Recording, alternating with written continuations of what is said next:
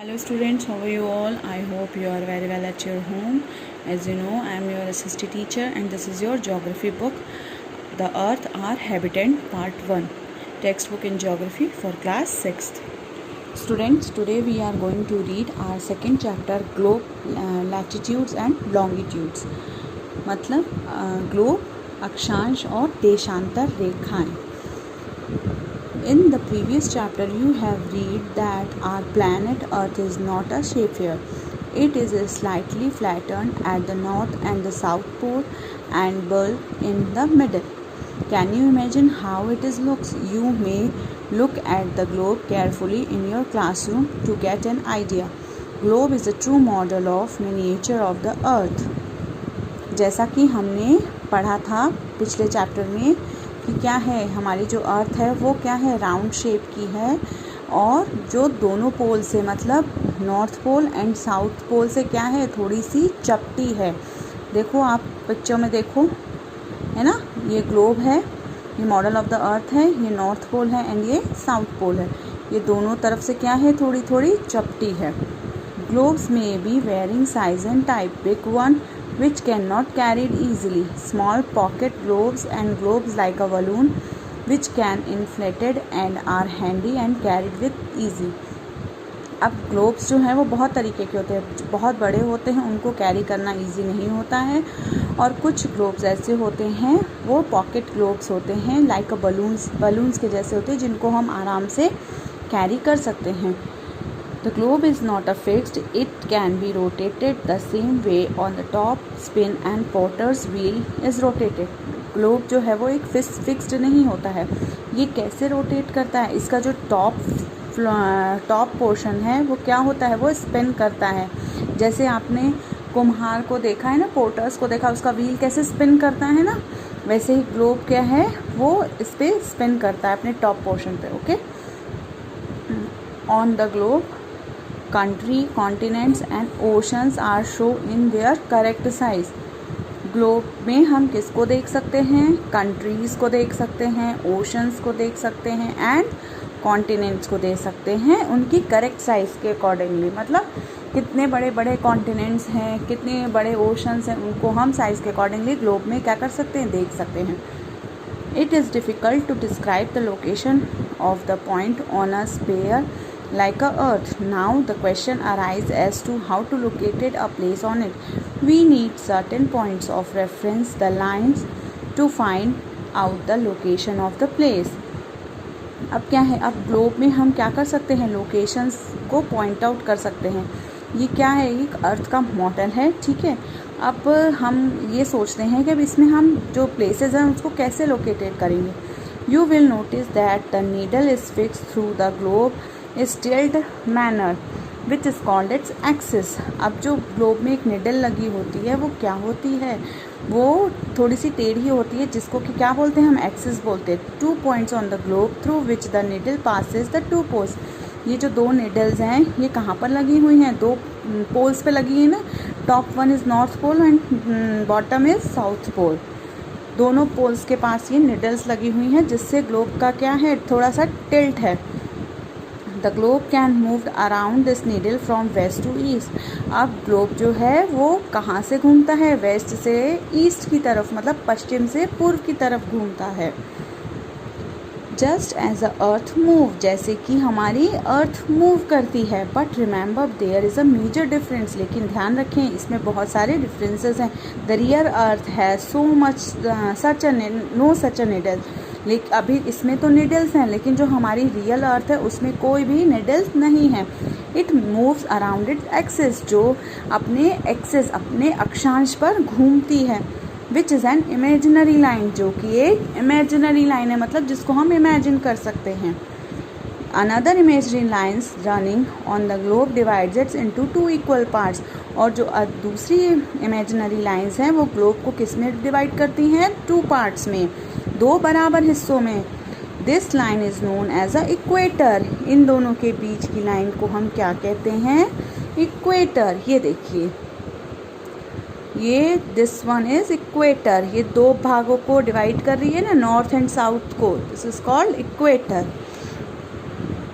Okay, and the northern half of the earth is known as a northern hemisphere, और जो ऊपर का हिस्सा होता है इक्वेटर के ऊपर का हिस्सा उसको क्या बोलते हैं हम, नॉर्दर्न हेमिस्फीयर्स बोलते हैं। And the southern half of the known as a southern hemispheres, और जो नीचे का पोर्शन होता है उसको हम क्या बोलते हैं, सदर्न हेमिस्फीयर्स बोलते हैं। They are both equal halves, दोनों क्या हैं, बराबर के ही होते हैं। Therefore the equator is an imaginary line, इसलिए इक्वेटर को क्या कहा गया है, imaginary line. Circular line is a very important reference point to located place on the earth, जो कि इमेजिनरी लाइन इक्वेटर जो है वो हमारे दोनों पॉइंट्स, दोनों पोल्स के बीच में है, अर्थ के बीच में। All the parallel circles from the equator up to the poles are called parallels. अब इक्वेटर के बराबर की जो लाइनें होती हैं उसको हम क्या बोलते हैं, पैरेलल्स बोलते हैं। पैरेलल्स ऑफ लैटिट्यूड, मतलब उसको हम बोलते हैं अक्षांश रेखाएं। Latitudes are measured in degree, अब जो लैटिट्यूड्स होते हैं, अक्षांश होते हैं, उसको हम किस में मेजर करते हैं, डिग्रीज में। The equator represent the 0 degree latitude, जो इक्वेटर होता है उसको हम क्या रिप्रेजेंट करते हैं, 0 डिग्री पे। Okay, since the distance from the equator either of the pole is 1/4 of the circle round of earth, it measures 1/4 of 360 degrees and 90 degrees. Thus 90 degrees north latitudes make the north pole and 90 degree south latitude marks the south pole. अब ये देखिए, okay, ये है 90 degree से यहाँ पर जाएंगे तो नॉर्थ पोल है, और यहाँ से नीचे आएंगे तो 90 डिग्री पे नीचे आएंगे तो साउथ पोल है, और ऊपर जाएंगे तो नॉर्थ पोल है। The such as all parallels north of the equator is called northern latitude. अब ऐसे पैरेलल्स को हम क्या बोलते हैं, northern latitudes बोलते हैं। सिमिलरली और parallels south of equator are called south latitude. इसी तरह से जो सिमिलरली नदन के ही सिमिलर होंगे उनको हम सदर्न लैटिट्यूड बोलेंगे। Okay, the value of each latitudes therefore followed each word north और south, generally this is indicated letter N and S. ये जो नदन और सदर्न है इसको हम किससे इंडिकेट करते हैं, एन से और एस से। Example, both Chandrapur in Maharashtra, India and Belo Horizonte, the Brazil, are located on the parallels of 20 degree latitudes, but the former is 20 degree north of the equator and the latter is 20 degree south of it. We therefore say that Chandrapur is situated on 20 degree north latitude and Belo Horizonte is situated on 20 degree south latitude. We see the figure 2.2 that we move away from equator size the parallel latitudes decrease। ये देखिए ये कैसे decrease हो रहा है, north pole से 80, फिर 60, फिर 40, फिर 20, and then this is equator. देन फिर यहाँ से स्टार्ट हो जाएगा 20 degree south, 40 degree north, 20 degree south, 20 degree, 40 degree south, 60 degree south, 80 degree south, and then southern pole, south pole. Important parallels of latitude. अब लैटिट्यूड के कुछ important parallels, besides the equator 0 degree, the north pole 90 and south pole 90 as there are 4 important parallels latitude. Tropic of cancer, ये देखिए tropic of cancer, ये है northern point में tropic of cancer आ रही है ना, नदर्न पोल और इक्वेटर के बीच में। And the tropic of capricorn 23.5 degree in southern, ये ट्रॉपिक ऑफ कैप्रिकॉर्न है, ये 20.5 डिग्री सदर्न पार्ट में है हेमिस्फीयर। आर्कटिक सर्कल 66.5, ये देखिए arctic circle is a freeze zone, north pole में है arctic circle. And antarctic circle 66.5 south equator, ये देखिए साउथ ऑफ द इक्वेटर, ये देखिए ये नीचे है अंटार्कटिक, ये है 66.5 डिग्री साउथ। ये भी क्या होता है, फ्रीज जोन होता है ना, arctic and antarctic both are freeze zone. Then now heat zone of the earth. अब अर्थ का जो हीट जोन है वो क्या है, the midday sun is extremely overhead at least once or the year of the latitude in the between of tropic of cancer and capricorn. This area there 4 receives a maximum heat and it is called a torrid zone.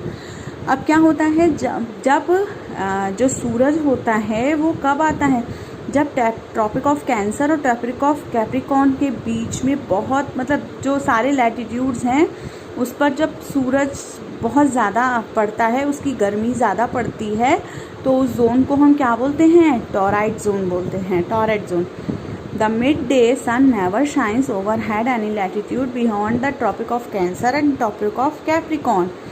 The angle of the sun rays goes decreased towards the poles as such the area bounded the Tropic of Cancer and Arctic Circle in the northern hemisphere and Tropic of Capricorn and Antarctic Circle in the southern hemisphere have moderate temperature. These are therefore are called temperate zone. अब क्या होता है, जब सन tropic of cancer और tropic of Capricorn के बीच में होता है, और जब क्या होता है, आर्कटिक सर्कल और ट्रॉपिक ऑफ कैंसर के बीच में स्लाइटली सा होता है, और एंटार्क्टिक सर्कल और ट्रॉपिक ऑफ कैप्रिकॉर्न के बीच में भी स्लाइट सा होता है, तो तब क्या होता है, टेम्परेट जोन होता है. Area lie between arctic circle and north pole is northern hemisphere, antarctic circle and south pole is southern hemisphere are very cold. अब जो एरिया आर्कटिक सर्कल में है, जो नॉर्थ पोल में है, नॉर्दर्न हेमिस्फीयर, और अंटार्कटिक सर्कल में जो साउथ पोल में है उसे सदर्न हेमिस्फीयर बोलते हैं, जो कि बहुत ठंडे होते हैं. It is because here the sun does not rise much above. ऐसा इसलिए होता है क्योंकि यहाँ सन रेजेज बिल्कुल नहीं पड़ती हैं above the horizon. Therefore, its rays are always slanting and provide less heat. These are therefore is called freeze zone. ऐसा इसलिए होता है क्योंकि यहाँ पर जो सूर्य की रोशनी होती है वो स्लाइटली, मतलब टेढ़ी पड़ती है और ज़्यादा नहीं पड़ती है. इसलिए इन दो एरियाज़ को, आर्कटिक एंड अंटार्कटिक सर्कल्स को हम क्या बोलते हैं, फ्रीज जोन बोलते हैं, क्योंकि यहाँ पर सन की हीट ज़्यादा पहुँच नहीं पाती है. So students, we will continue this chapter in our next video. Till then, thank you and take care.